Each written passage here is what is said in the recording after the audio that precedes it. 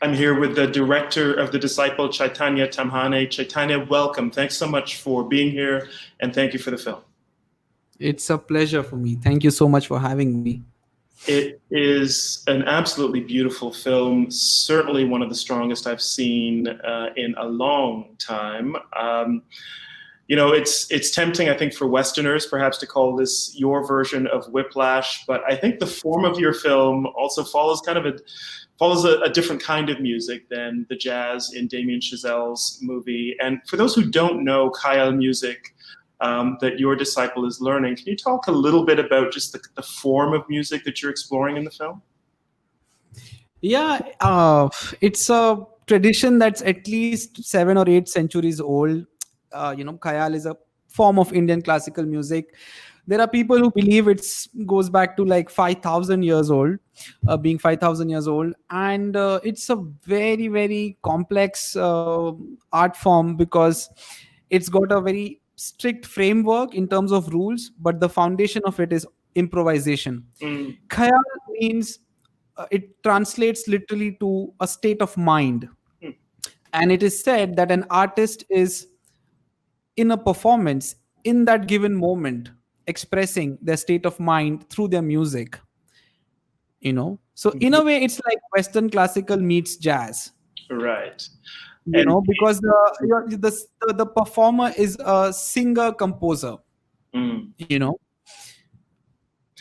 the improvisation, that is primarily by the singer, by the soloist, or by all of the members of the ensemble? Yeah, I mean, the accompanists kind of have to be present and adapt, to what, and respond rather. It's a conversation between the musicians on stage. Okay. Kind of being brought into being as it's going. It's not something that you're playing from. Exactly. Yeah. Exactly. And once you start understanding and appreciating the music, you realize that it's kind of the original version of rock and roll in a way. It's kind of a suspense film. It's kind of a thriller that's unfolding for the audience as to how a performer is going to resolve that particular beat cycle, or how the performer is going to land again on the resting note.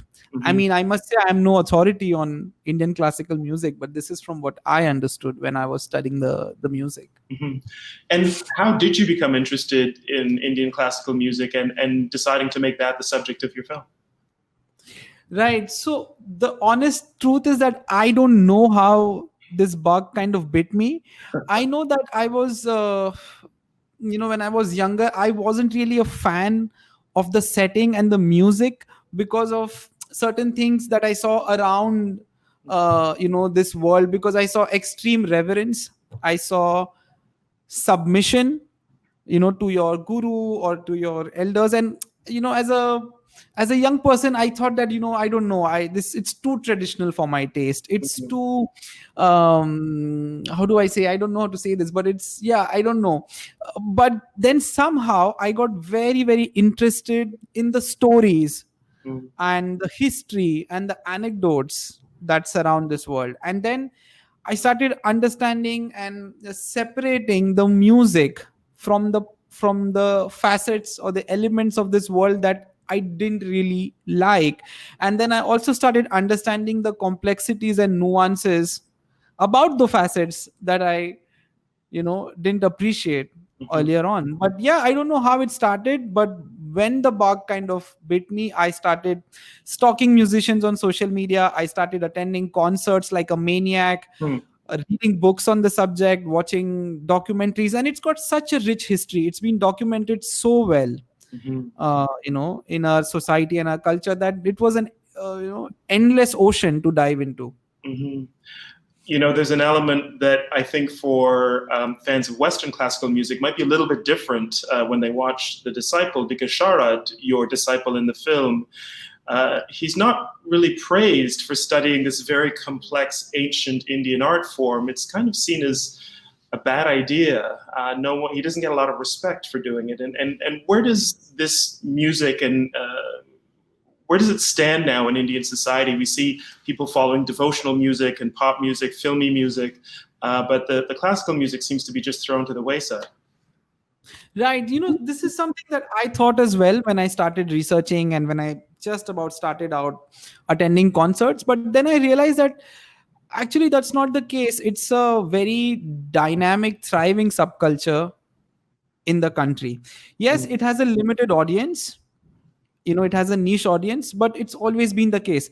It's not very different from art house cinema in that sense. Of course, Okay, it's a interesting. much, much, much younger medium. It's the same Yeah. question you could ask about art house films. you Mm. know Mm.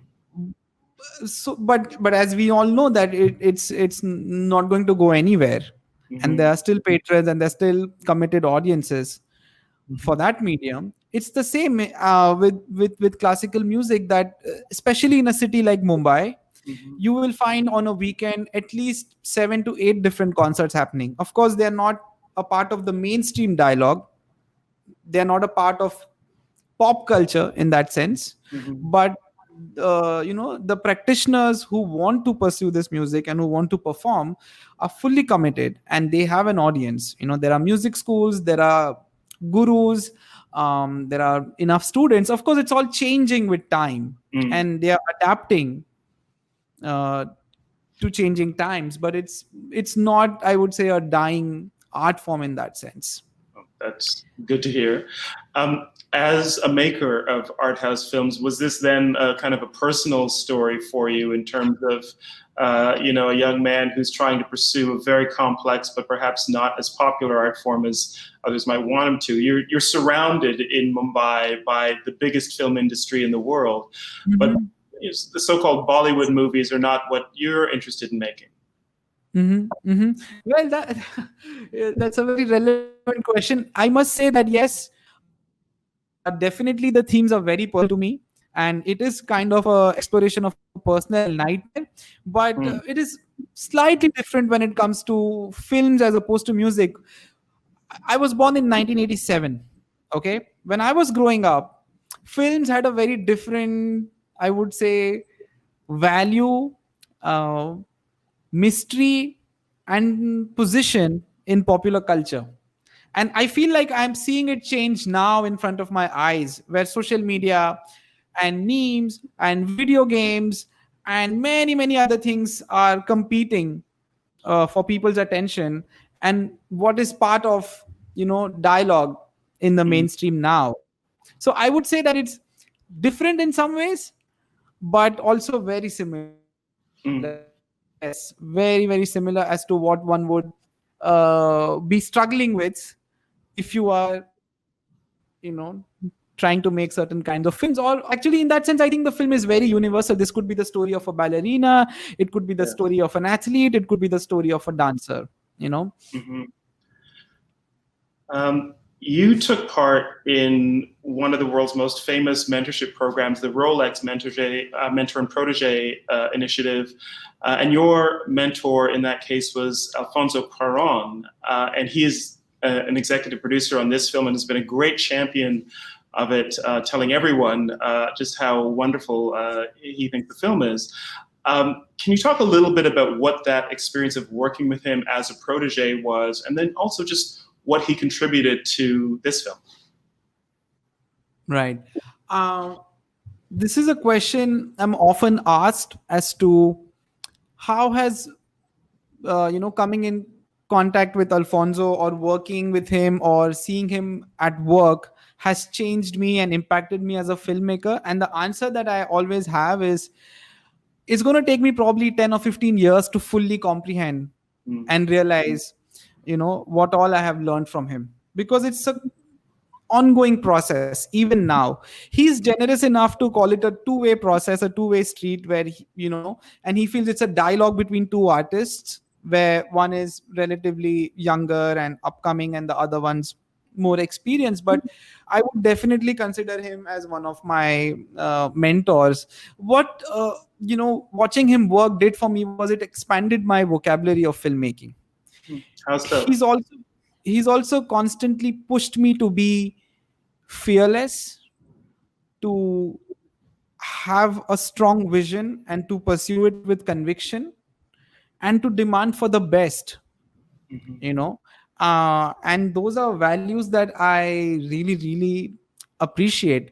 And even in very, very tangible terms, he's the one who kind of insisted that I edit this film myself. It was the first time I was editing a film by myself, and he was like, "Yeah, who will know this better than you?" Mhm. He's the one who recommended the cinematographer for the film. He gave me very, very valuable feedback on the edit, on the script. One of my biggest challenges when I was starting work on the script was, how do I communicate this very complex art form, and how do I give a context for it to a lay audience who knows nothing about this Mhm. music? And he liberated me by saying, don't even try, don't do it, just tell your story and Right. trust the And audience's intuition mhm. to You, get you it. don't explain the art form or kind of ease the audience into it. They're just there. We're there with the musicians, and I think that actually is a real value in the film. It feels like it's not condescending. There are many people who will know this music very well, but even if you don't, you can catch up. You can learn what's going on. Yeah. And I guess it's also what he was trying to say was to trust the intuition of the viewer and to Yeah. grant them intelligence rather than Hmm. to be expository and dumb things down in a way. Hmm. And also coming back to Alfonso's support, like you said, he's been so kind and so generous in supporting this film, in ensuring that it reaches the most number of people, and that it has a smooth journey when it's put out in the world. He's been an absolute pillar of support for us. Hmm. I want to talk about the visual style of the film. You mentioned that you edited it, and I think that's part of the grace and the sense of just a breathing that the film has. It's meditative in some senses, but it never feels slow. There's a discipline in how you framed each image and how the images move from one to another. And I wondered if you had a particular strategy for how you wanted to approach the visual style and the rhythm of the film. Mhm. Well, the thing is, I feel like every story and every narrative demands its own cinematic language. And as an artist, for me, it's also a process of discovering that language. Mm. It would be kind of boring and wrong for me to impose a certain style on a film or to go in with very set notions of how it should be. So it was a constant process of finding that language while shooting, while prepping, and while editing. It's true that I do have an affinity towards continuous takes and wide shots and a certain kind of pacing. But at the same time, I think, like, compared to my first film, the language has taken a new turn Mm. in The Disciple. And I think it's more dynamic also because the texture of the film is, I feel, a lot more subjective, a lot more emotional. But yes, I feel the only strategy was to kind of be sensitive and open to what the film itself demands, and then Mhm. to follow your intuition in finding that language. Mhm. Um, the last thing I want to ask is, you mentioned your previous film, Court, also widely celebrated. And with Court and with The Disciple, you filmed not just portraits of individual characters, but also of institutions in India, the justice system, and in this case, Indian classical music. Um, I wonder if there's an attraction to exploring institutions, and also where do you see your curiosity taking you next? Might it be to another institution in India? Right. Well, it is true that I am completely driven by curiosity because I get bored very easily. And I, I was raised in a very insular kind of a middle class setup. Insular in a relative sense compared to how diverse and how dynamic Mumbai is and India is as a country, which is not even a country, it's like a continent. Hmm. And just the amount of disparity that exists in a society. So I would say it was insular in that sense. And more than institutions, I am very, very fascinated by different subcultures, different worlds, and different settings. My approach is almost like that of a journalist, and at the same time, like a kid in a candy store who wants to engage with something totally new, something totally alien, and then to marry that external stimulus with something deeply personal. Because you realize that people and cultures, at their core essence are pretty universal and pretty similar at the end of the day. So I don't know about institutions, but yes, different subcultures and different professions fascinate me, and I'm very curious myself to know whether that will be something that I will pursue with my next film as well, or will it be something I'm more familiar with. Yeah. Well, we look forward to whatever comes next. But for the meantime, we've got this really incredible film, Thank you. So thank you so much, Chaitanya, for making it, for bringing it our way to the Toronto Film Festival. And I wish you could be here in person to see an audience reaction, but I'm glad that we're able to present it to our audience. It's a total pleasure and a total honor to be able to present the film to TIFF audiences. And Cameron, thank you so much for all your kind words and for having me. Of course, our pleasure. Thank you.